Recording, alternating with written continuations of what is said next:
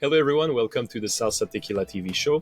Today, our guest is TheFlowHorse, who posts a lot about markets and has educational content on YouTube. How are you, Ryan? I'm doing well. Thanks for having me, Salsa. I've been following you since, I think, 2017. It seems like forever. Can you give a brief intro about yourself and tell us how you got introduced to cryptocurrency markets? Yeah, of course. And it's there's only I feel like a few of us that have been through multiple cycles and are like trader purists still. I was thinking about the other day how many accounts have just disappeared, and I appreciate a lot of their content. So it's a pleasure to be on here with you. I got my start in crypto actually in 2016. At the time, Bitcoin was a cute 3-digit asset, and I'd come from a traditional background. My first exposure to markets was through a prop trading firm that was adjacent a brokerage that I was at, and I was trading prop for a bit. Ended up trading for a family office, and that family office was set up similar to a prop firm. But I started off trading mostly single names, surrounded by older traders who were using very basic things to trade. We're talking like just the tape, level 2, news feed, and that's it. Traded single names for a bit, some ETFs, and then in 2015, 2016, I tried my hand at trading equity indices and crude oil.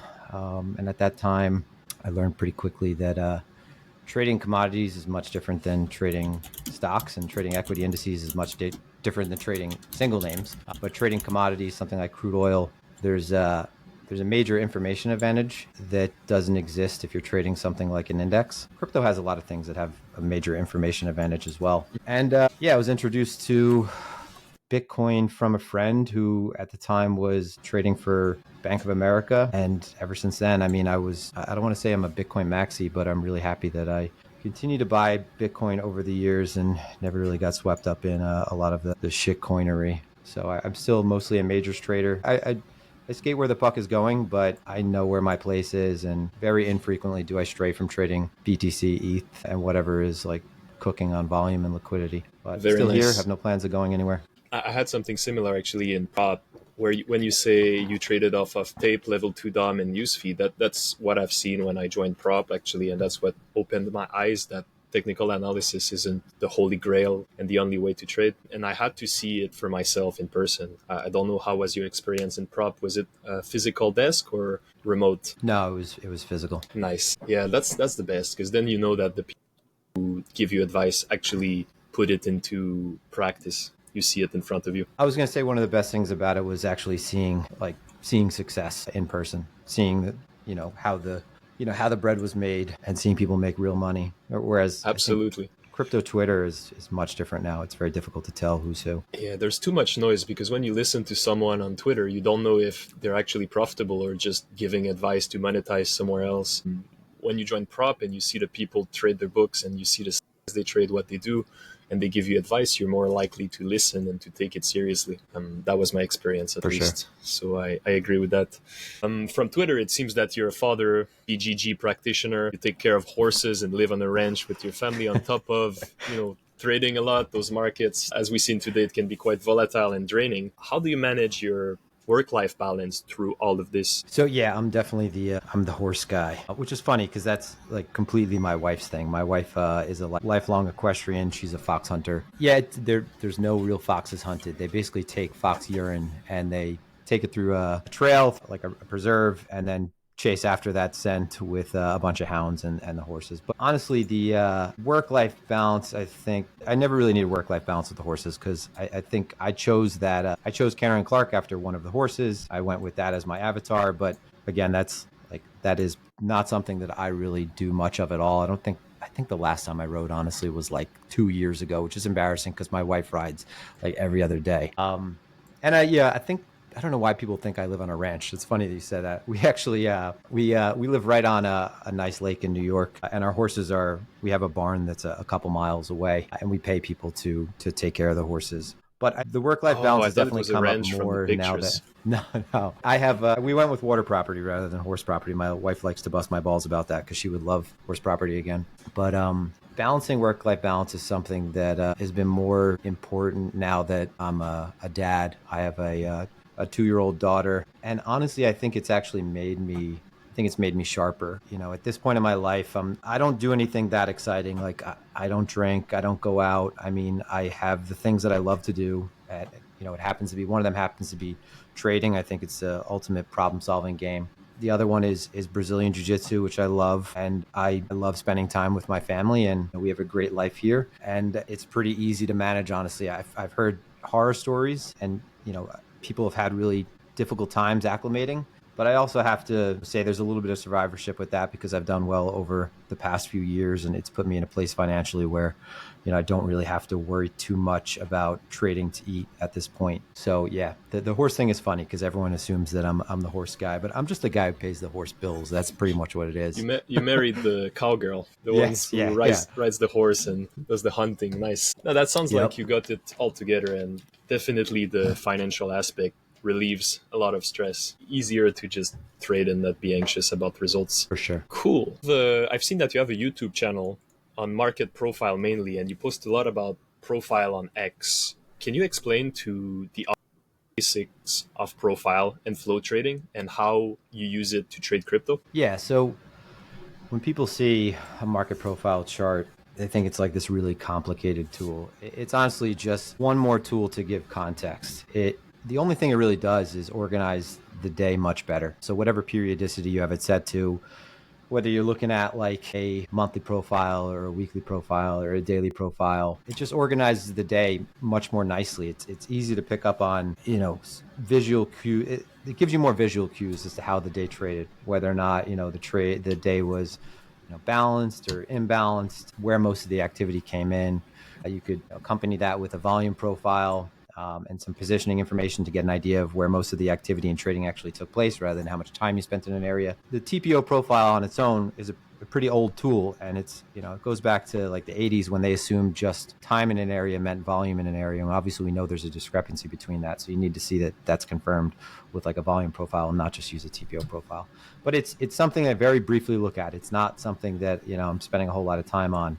And I think people look at it and it looks like this kind of Tetris tool, but it's very simple, right? You get an idea of where the market was able to spend time, where it was rejected. You could see gaps very nicely, areas where the market didn't really trade at all. And that's really useful for my kind of trading. And this is something that, a lot of the guys who I traded with in the past, commodity traders, equity index futures traders, always just had up on one corner of their screen. Flow is kind of everything. You can see more information to act on. You get an idea of where buyers are actually coming into the market, where sellers are actually coming into the market, whether or not they're being rewarded. You get an idea of like where the liquidity exists, so where the stickiness exists in the market, and pure price action. Price action is great, right? Having price action to go along with your trading is something that I've found invaluable, especially in very technical markets and very behavioral driven markets such as crypto. But it doesn't give you a complete picture. 2 days can look identical if you're looking at something that has 4 data points, like a candle. But there could be completely different stories and levels of activity in that day that you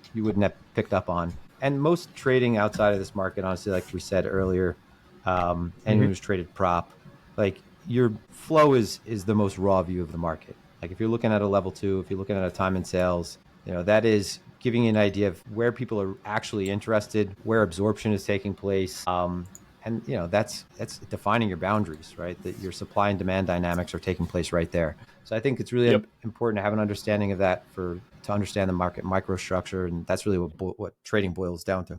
We have a great example of that today. I think I see one of your tweets say, you say earlier, very nice response off of AT Stap. And I thought the same. I think it dropped shortly below the 9K swing low from a month ago, all the way down to 8K. And then it got bought up quite instantly. And I seen the same thing, actually. I longed after that briefly around the 90 point something thousand, just because my logic was that a lot of people were shorting into this breakdown. And when it failed to break down, I just thought a lot of shorts had to offload on the way up, and it gave a nice setup to be long briefly. I'm curious to see what you see in there. Why do you think it was a nice response off of, and I think you also took a long around 91s and then you sold higher. So what's the logic behind this on your end? Yeah, so actually I unloaded that position before we started the stream. I feel like I'm at a place where a lot of the trading is going to be much more tactical, and I don't want to hold any real inventory. But I mean, that to me was one of the easier setups. I mean, you're talking about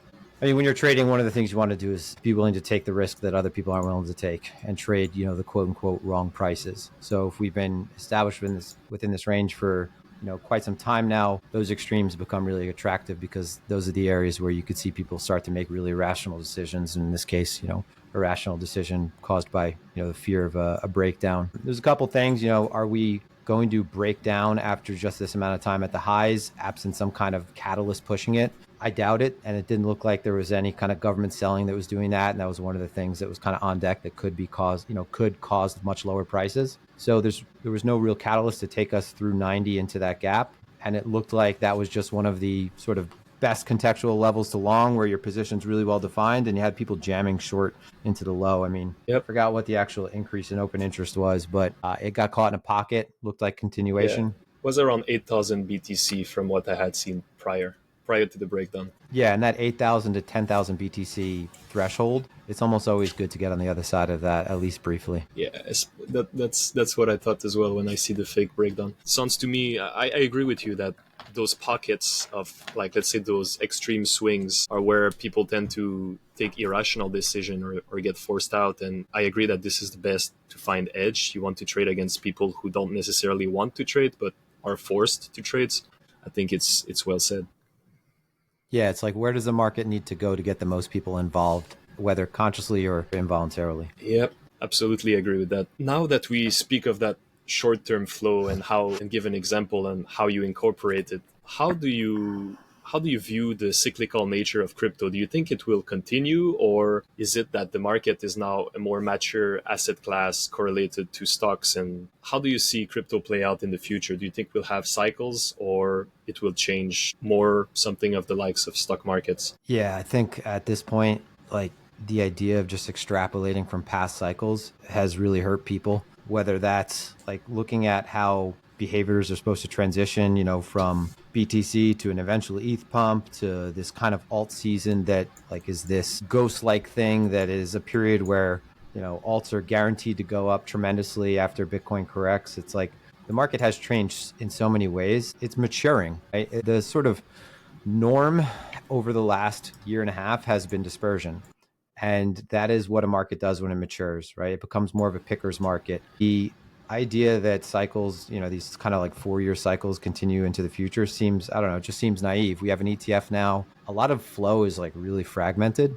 And not only that, like, because we have an ETF, you're getting exposure to a whole different depth of buyers and sellers. And that, that's something that's absolutely going to have not only an impact on market microstructure, but on macro structure as well. And it's clear that like Bitcoin is a very large asset now, and it's on the main stage, and it moves with risk, it moves with tech, it moves based on central bank decisions. It benefits when there's a lot of liquidity, and it gets hurt like everything else that's further out on the risk curve when there isn't. I doubt that it goes back. I doubt that it remains like this easy, predictable 4-year cycle. It just seems like it's going to follow the cycles that traditional markets follow as well, which are always like varying in length, right? Like at this point, people still think like there's this inevitable money printer that's going to turn on because it happened a certain time ago, that, certain assets have to go up because that happened a certain time ago. And it's like the whole cycle has been telling you in different ways that there's change that's taken place, and that's only going to increase. Like for example, like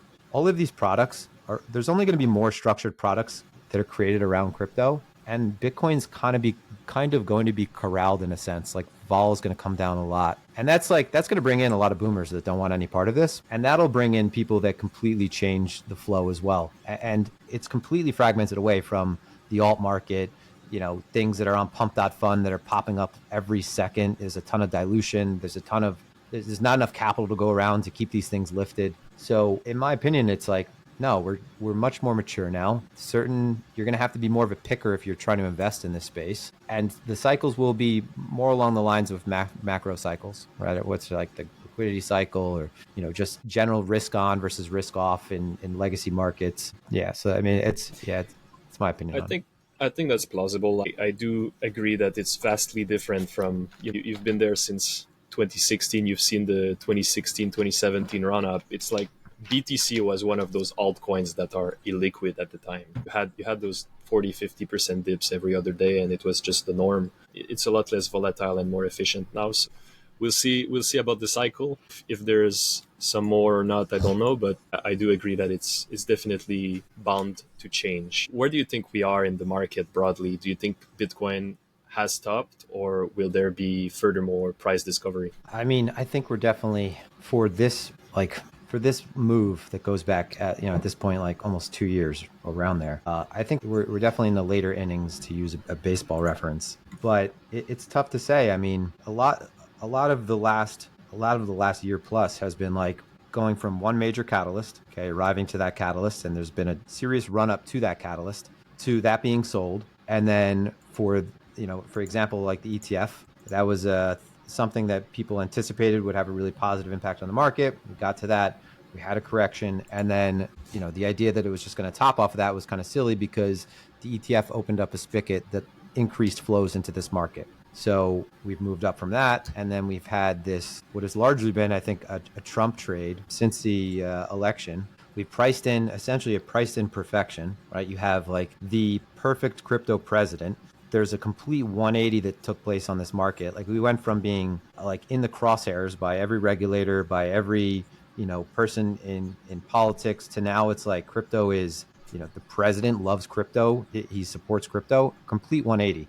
And the market dragged everything that he said about what he's going to do. It dragged all that stuff from the future into the present. We priced that in to a large degree. And I think you're seeing the market work that out now, as well as the fact that in the bigger sense, markets are now working out the fact that cuts are being taken off the table, which is, that's never good for risk, right? When you have sort of that larger pivot that's taken place. So I think we're closer to, I would have put like the top, the interim term, I would say top for whatever is, I don't want to say, when you talk about top in crypto, everyone takes it to the extreme, like the top forever or the bottom forever. And it's like, no, it's like for this, I don't know, year plus, maybe 6 months plus. I would have said that it would be closer to March and to April, but I think it's reasonable that the future is path determined. If we continue to break down, like, it's going to take more time for us to get out of this, and it's tough. We don't have like a catalyst right now, who's the marginal buyer at this point? We've used up a ton of catalysts. So that could change if Trump actually, hits the ground running. And if the Bitcoin reserve, for example, happens, not like just the hold on to what we have, but the Cynthia Loomis bill, which implies buying a certain amount, because you can't really price that in. That's a material amount of capital that'll come into this market. Do you think he will act on that and actually make a reserve and start buying, or do you think it will most likely just be coins that the U.S. government holds, that they will call it a reserve and not sell? What's your view on that? It almost looked like the last week that the current administration was going to offload their inventory into Trump's inauguration. But I think with each passing day, you have to sort of reprice that probability. Are they going to try to jam it in the last couple of days before he gets inaugurated? I think that if you don't see those coins move, that it's likely that he'll inherit that. And then I think there's a higher probability that is the reserve, right? Rather than the Cynthia Loomis bill, which implies like buying 1 million BTC a year or something like that. But we'll see. I'm skeptical. Yeah. If the U.S. just makes a reserve like that, I mean, let's say they just call it a reserve and not sell, then it might influence other nations to buy a little bit. Who knows? But yeah, I'm also skeptical. Are you, by the way, an investor in BTC and other cryptocurrency, or do you just purely trade this cryptocurrency space? How do you view those assets? No, I've always held on to a significant amount of BTC. Made a point of buying some over the last few years, regardless of what my opinion was on the short term and the long term. And I've tried to keep that as walled away from my trading as possible, because I do believe in it over a much longer time horizon. The way I look at it is like all the things we're seeing right now are a reflection of a change in the population, a change in generations' preferences. And it just makes sense to go with something that is the hardest asset and is also an incredible invention, like from a technological standpoint. I see it capturing more of gold's market share. It seems inevitable. But those things are more important, I think, over a 10-year time horizon than like a 10-month time horizon. But Bitcoin is the only thing I've been able to invest in. I've tried to be tactical with that as much as possible, using more of a trend following approach to those allocations. But it's the only thing I could really be confident in. If I didn't have access to it for 10 years, like, yeah, I wouldn't be upset. Sounds like you did well this cycle, because myself and a lot of other people, they taught this cycle theory where ETH would eventually outperform, and a lot of us got hurt. That's just the reality of it. If ETH followed BTC, it would be twice higher now, and it's just not. It never really kicked in. So good for you on holding to your BTC. About also the coming catalysts, what are dates that you would look into for, let's say you mark your calendar and pay close attention to the market for trading opportunities? I'm thinking of Trump election, the inauguration, things that will bring volatility to the market. What's your calendar look like? Yeah, I think so, because it's much more mature now and it's been relevant, minus a few periods where it hasn't. I think all of the economic data is something you should keep an eye on, whether it's CPI, especially right now. So we have CPI and PPI this week. I think non-farm payrolls will continue to be important. If you're not a short-term trader, like, you could ignore this stuff, right? But this is like a lot of my trading throughout my trading career has revolved around some of these events. Specifically, though, outside of those, like, I think the Trump inauguration is really important. So it's important because he should be able to. So he's said a lot to this point. I think he's shown that he's loyal to people that have taken care of him, and crypto contingent has definitely taken care of him leading up to his election. So he said a lot, and he's a second-term president, so he should actually be able to act really fast. There's no like, oh, I got to figure out what being the president's like. Like, he could hit the ground running. So in the first couple of weeks after the inauguration, I think one of the first things we should see, and this is not like, I have no dog in this fight. I don't think of it in any way, like, but he said he was going to pardon Ross, for example. I think that's a pretty good litmus test of what we can expect maybe from him with a lot of other things. I don't want to extrapolate too much on that, but he said, hey, he's going to pardon Ross right away. And I think a lot of people in this market are going to be sort of hanging with bated breath on the things he said and looking to see him act on those right away. Because again, we've like priced in perfection to a certain degree, which, essentially means like all the things that he says, we're kind of reflecting those in the current prices. Sailor's been a very significant force in this market. ETFs have been a very significant force, but a lot of this has been a Trump trade across crypto and traditional markets as well. So if he doesn't, hit the ground running and really start keeping with his word to this market, then I think people are going to start to price in the opposite, and maybe the possibility that the guy really does care about golfing more than most other things in office. But we'll see. I think it's one of those periods where you got to be dialed in right after the inauguration. Again, this is like, most of the things I say are not relevant for like 90% of people in this market that just want to buy and like hang out in a group chat and don't want to trade. But I think that if you're dialed in and you're trading this market actively, like, there's a window of time right after his inauguration where we should really see that he keeps up with what he said. He pulls through, hopefully. It's definitely been a Trump trade, because the market just catapulted to all-time high everywhere on November 5th, when the odds of Trump on Poly Market jumped to 80%. That's really what pushed us, give us that nudge to hit, I think, from 64 to K, and then everything went up from there. So hopefully he delivers on his promises. Aside from January 20, the inauguration, where do you get all this data for PPI, CPI? I think there was some website shared on Twitter recently where you can those dates. Is there a website I can share the audience just so they can refer to it to get all those dates? Yeah, I feel like there's a ton of websites, but you could use Forex Factor is really good. Forex Factory has a calendar. It has a crypto specific calendar, but I would just use the regular Forex Factory calendar and then just isolate based on level of importance. So what they have is basically these color coded economic events, and you want to have everything on your calendar that is that's red. So next this week we have on Wednesday we have CPI, we have tomorrow we have PPI, and these, like, listen, again, this is like, I think this is more relevant now than it was a couple weeks ago, because ever since December's FOMC, this has been much more important, right? We've repriced in the cuts for the coming year. I think now it's like there's an expectation that we're going to have none. So the PPI and CPI is important, because if we have soft prints, I think that's an opportunity for the market to rally. The flip side of that is if those come in really hot, I think it'll send yields up much higher. Some people talk about it being like a blow off for yields, but if yields race up, it's never like, the absolute value that matters as much as how fast they're moving. So if you see yields gunning up because those prints come in hot, it's just not going to be good for anyone who's in position or in longs in crypto. Great. So for those who want to see that, Forex Factory, you go to the calendar and you look at the red data. Good place to go. I used to have this calendar on one of my screens to look at those dates back in 2021, but I do agree that now it's more correlated even than 2021 due to the ETFs. And something important I've noticed over the years is that the market tends to correlate to traditional finance a lot more when it's not bullish, and even more when it's bearish. For example, the Corona crash, I don't know if you remember March 2020, but the correlation was crazy. It was almost 1-to-1 reflecting throughout the crash and aftermath of stock market and crypto. Eventually it decorrelates, but when things are really bearish, the stock market sells off and crypto tends to sell off as well. If the VIX is above 20 or the move index is ripping, then I would say just like having the VIX on your chart, if the VIX is above 20 and it's volatility to the downside, I think crypto definitely is much more slippery, like you said. The VIX, I actually never monitored the VIX before, so I have to start doing that now. See what it's about.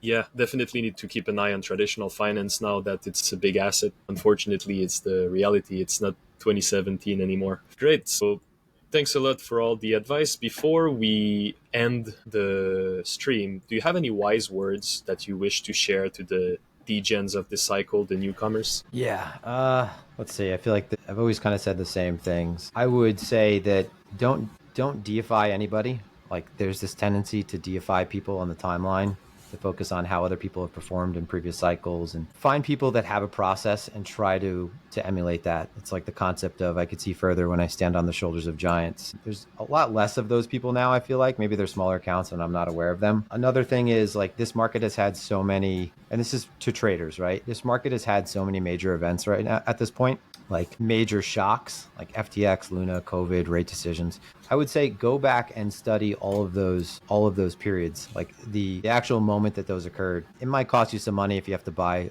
a certain software that gives you access to all of the data going back to that, time and sales data, order book data, and price action, just basic flow stuff. I would study those events, see how the market traded around those, because those are not normal events. And I mean, at least a lot of my trading involves identifying norms and then trading the sort of like distortions in those norms. Write down a plan, focus on process over outcome.